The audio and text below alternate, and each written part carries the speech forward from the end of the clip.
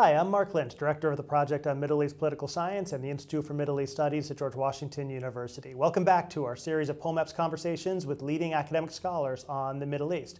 With me today, I have Lindsay Benstead of Portland State University and an expert on the politics of North Africa. She's just back from a trip to Algeria and has carried out several recent surveys on public opinion in Tunisia and several other Arab countries.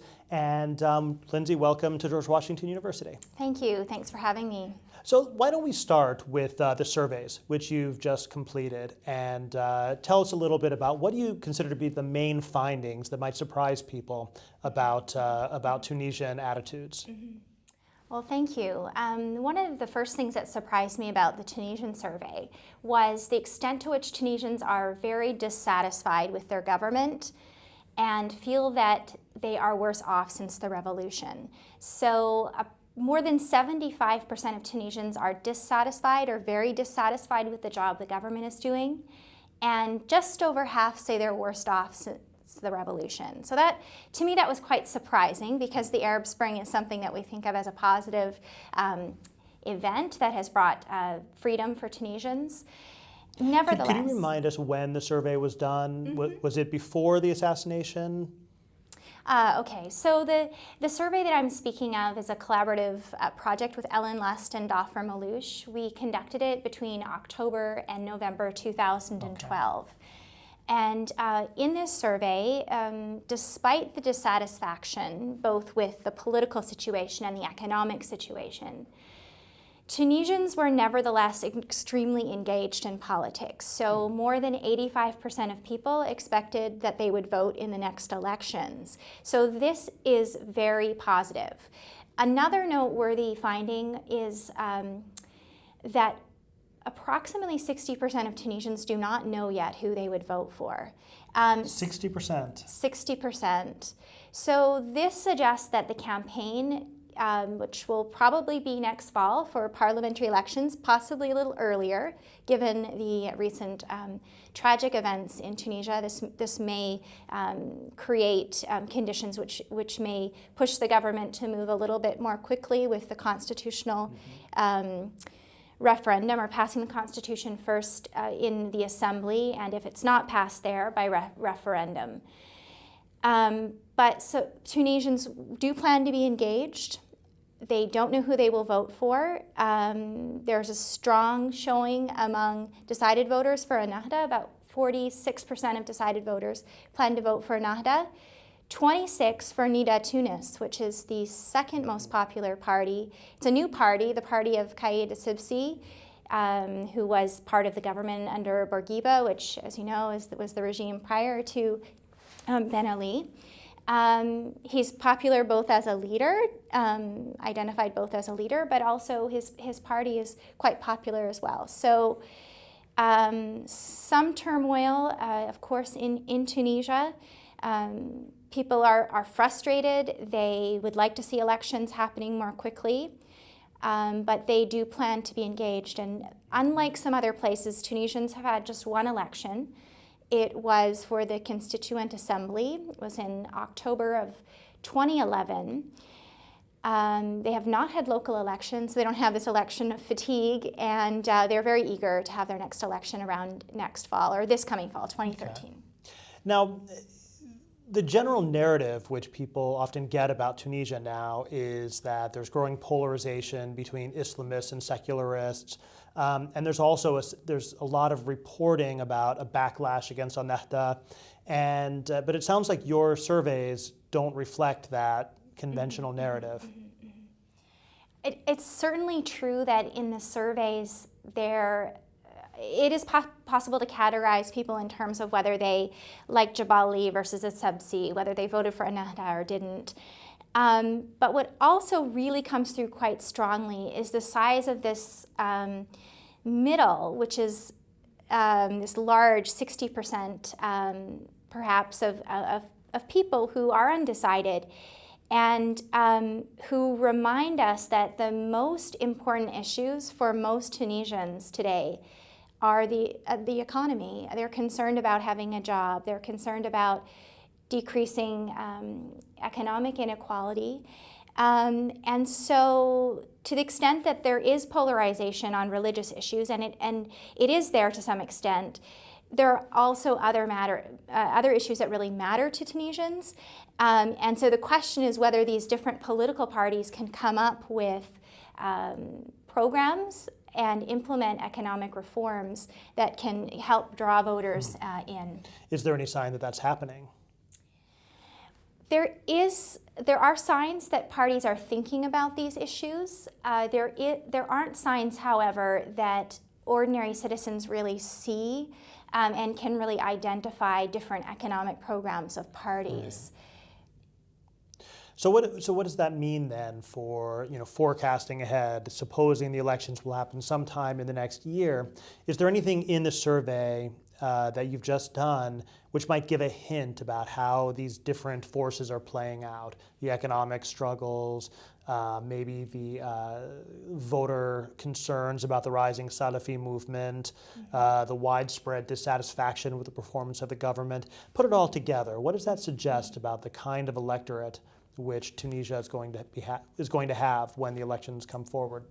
Great questions. There are kind of a couple of things happening at the same time.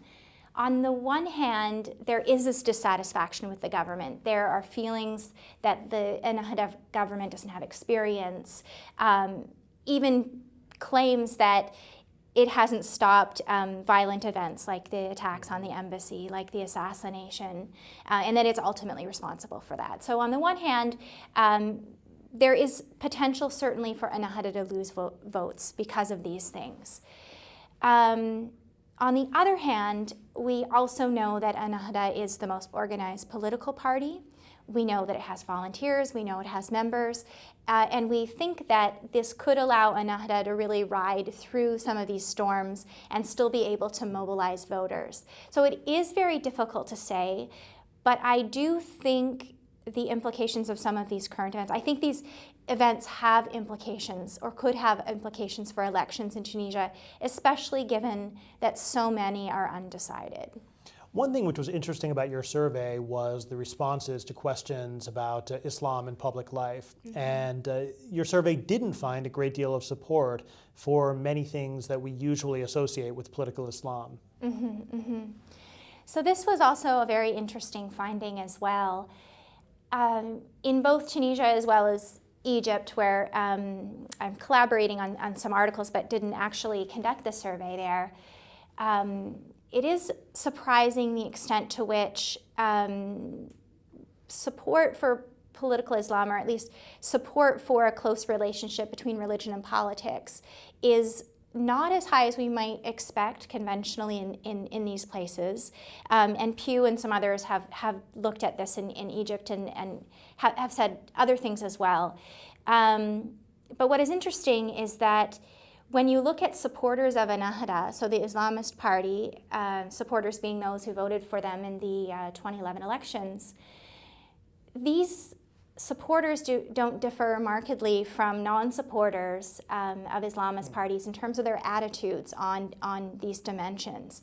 And what that suggests is that there's diversity in the Tunisian population in terms of attitudes on secular versus Islamist sort of character of society, but also that there's more at stake in elections, that voters are motivated by campaigns. In particular, they're thinking about economic issues. They want to give Ennahda a chance. They may see them as pious. They may see them as oppositional with regards or in comparison to the previous regime. So those are all important in terms of thinking about why people voted for Ennahda or other parties. Let's switch gears just for the last few minutes. You just got back from a trip to Algeria. What did you see there? What was your experience of politics in Algeria? We don't usually pay enough attention to that country. Sure. Well, Algeria is a very interesting place, and it's a country that isn't well known. Just very briefly, Algeria had an election, a parliamentary election in 2012. It is expected to have a presidential election in 2014. And many scholars... If the president lives that long. That's right. President Bouteflika is, I believe he's in his late 70s. He is not expected to run again. We, of course, don't know how long he will be the president, if his health allows him to continue. These are important events. Many have asked about the Arab Spring, why the Arab Spring didn't affect Algeria to the extent that there wasn't a mass coordinated opposition or a regime change. And it's a very long answer, and we know there are many reasons. But one notable fact, I think that, or anecdote that's important to point out here is, I asked Algerians how they thought, or what they thought about Tunisia. I thought it's, the best case in terms of stability, in terms of democratization in the region. And the most common response was very muted, very pessimistic. People simply said it's very unstable there. And it's very clear, people said, we had our Arab Spring, thinking of the democratic experience in the early 1990s. We see the Arab Spring as unstable. We don't see it happening here. Of course, there are other reasons that have to do with the popularity of opposition figures and the strength of the state and so on that also come into play here. But Algeria appears for now to be on a steady, stable path in the sense that the regime has been able to distribute salary raises, called the May 2012 elections basically a constituent assembly, even though the parliament is weaker today than it even was in the past. Right. So there is stability there.